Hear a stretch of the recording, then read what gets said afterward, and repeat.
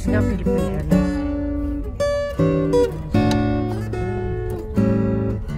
Well, without my knowledge, ginawa na pala itong exclusive airport or international airport para lang sa Philippine Airlines. Dati-dati po kasi, pag sumasakay ako ng ibang airlines, dito po ako bumababa at sumasakay. Dito po lahat, ibinababa ang mga halos lahat ng karamihang airlines. Ngayon, ito lang po ang para sa Philippine Airlines.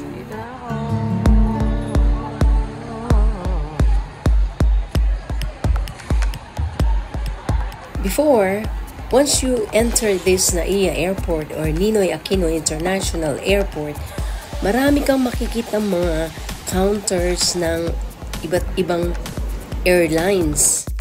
Ngayon, lahat ito para sa Philippine Airlines lang. Pero hahanapin mo na lang kung saan counter ka mag-check-in sa pupuntahan mong bansa. At eto, nakita ko kasi papunta ako ng Tokyo, Narita. Kaya dito ako pipila. Dito ako magpapa-check-in.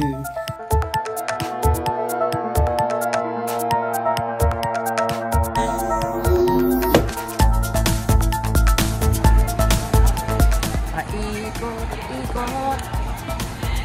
Ayan, airport dito.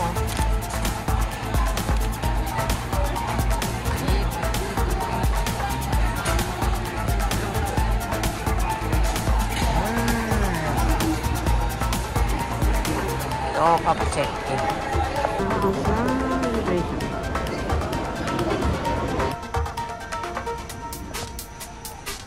Dito na ako. Ayan. As usual naman po, naging smooth ang pag-check-in ko, and now dito rin po sa immigration, pagdating dito sa immigration, naging okay naman po pati itong mga bagaheng dala ko, as long na wala kayong yung mga pinagbabawal na dapat dalhin. Ayan, tapos na ako.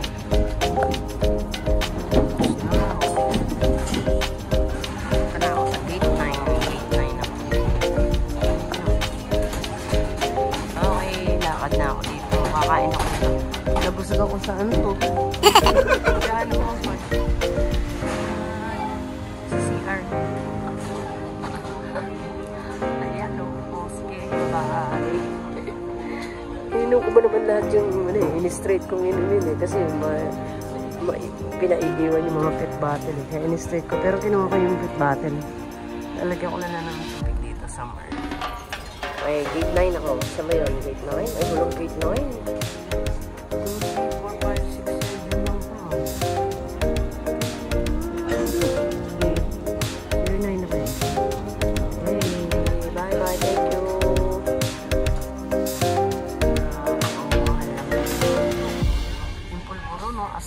450 isang kawan.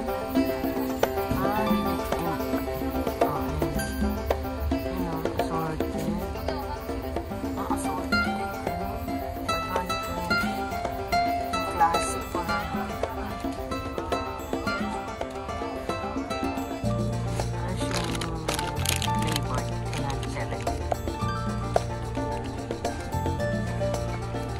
Hindi ako nakabili niya mga ganyan. Kaya pipicture ako na lang. Practically, pag talagang mamimili kayo ng mga pasalubong, kailangan bumili na po kayo sa labas. Huwag dito po sa airport. Well, kung wala naman po kayong enough time na para bumili, pwede na rin naman po dito bumili sa loob ng airport. Medyo pricey nga lang po.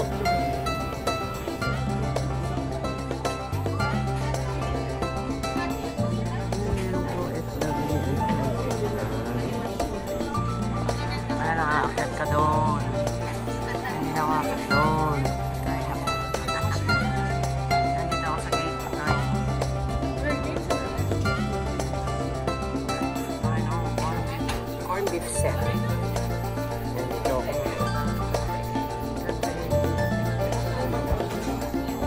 Kanin ang gusto ko eh.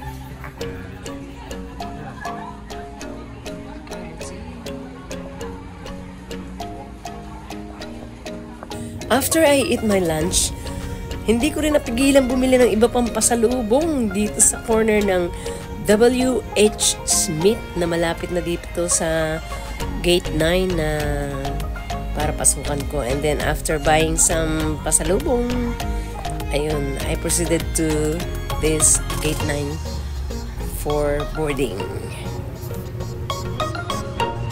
At medyo nagulat po ako kasi marami po ako nakasabay ng mga foreigners, lalo na mga Japanese. Marami pa rin po talagang pumapasyal na mga Japanese sa Pilipinas.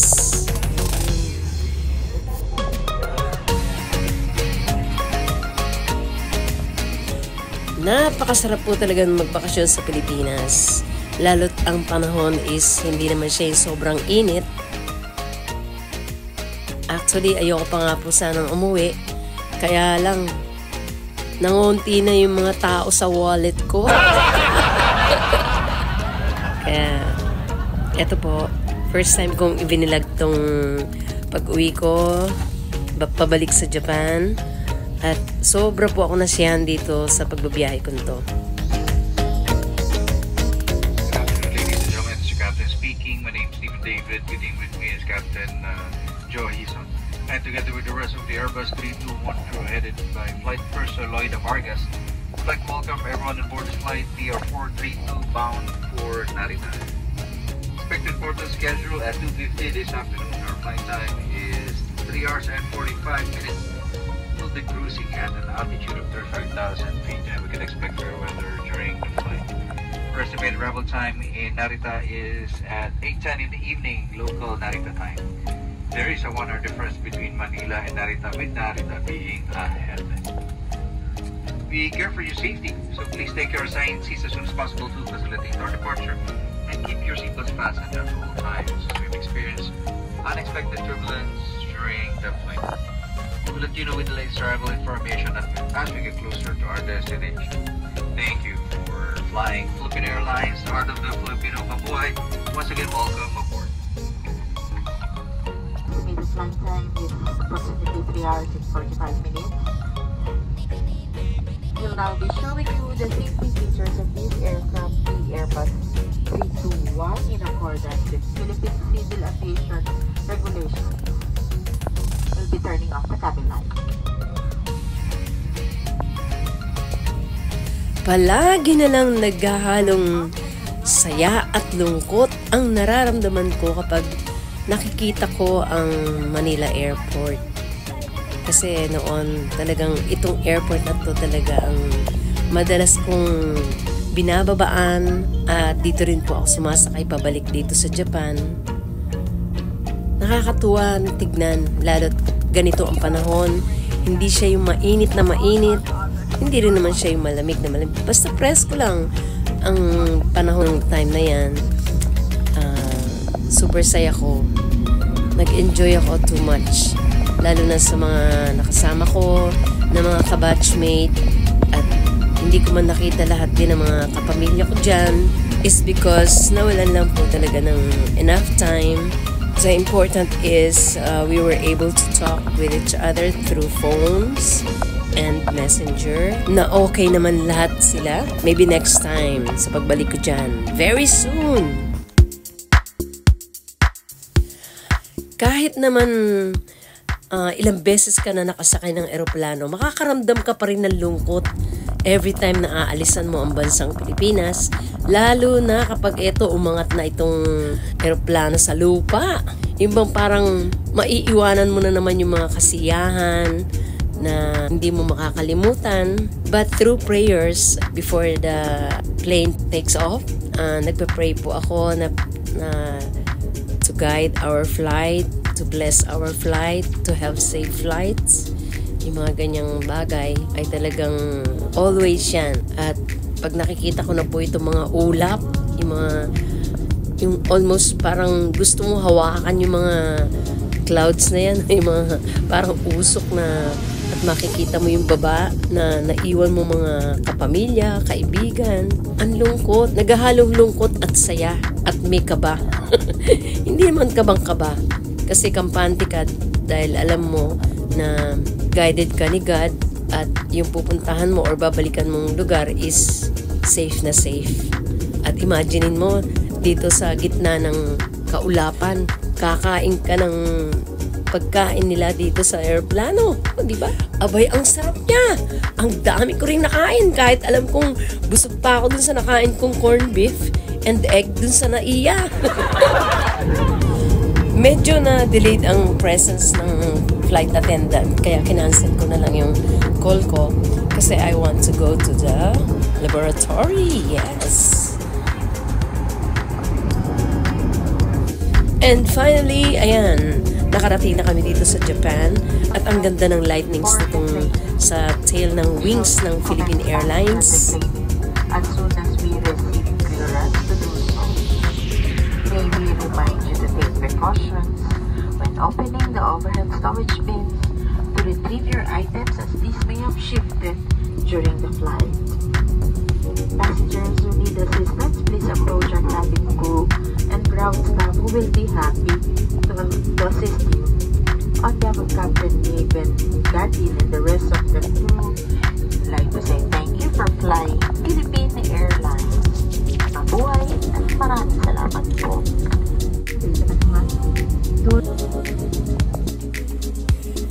And welcome again dito po sa Japan. Back to normal life na naman po ako dito. Kaya, yoroshiku onegaishimasu.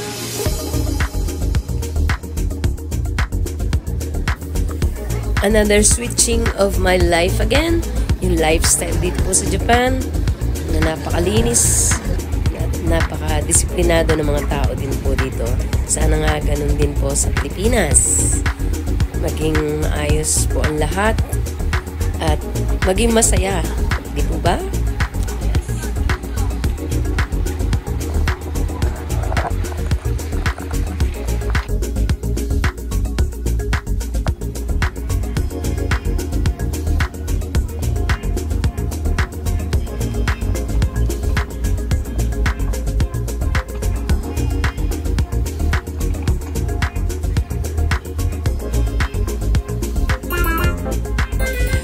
Eto na nga po, kukunin na namin yung mga bagahe namin. Kailangan ko po ng pushcart to get my luggages. And luckily, at hindi po ako na-check, yung mga dala-dala ko po is nakaligtas. And since I traveled alone, of course, uuwi din po ako mag-isa sa bahay. Kaya pinauna ko muna po itong mga bagahe ko. Pinadala ko by Takubin dito sa Japan. And I will take a bus from Narita Airport to Tokyo Station, then from Tokyo Station to my house.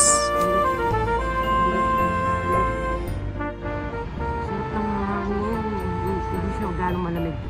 Kasi galing ako sa init eh.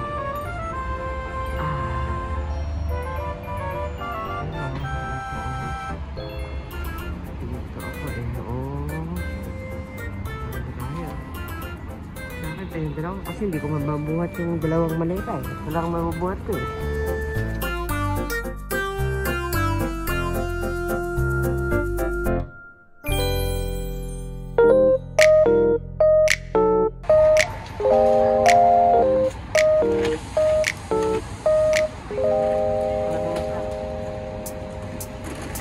Ganda ko. Nandito na ako sa Tokyo Station.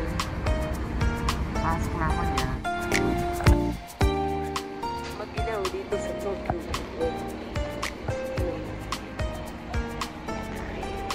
Pasok na ako dito. Okay. Nako. Malamig kailangan ko po yung jacket ko.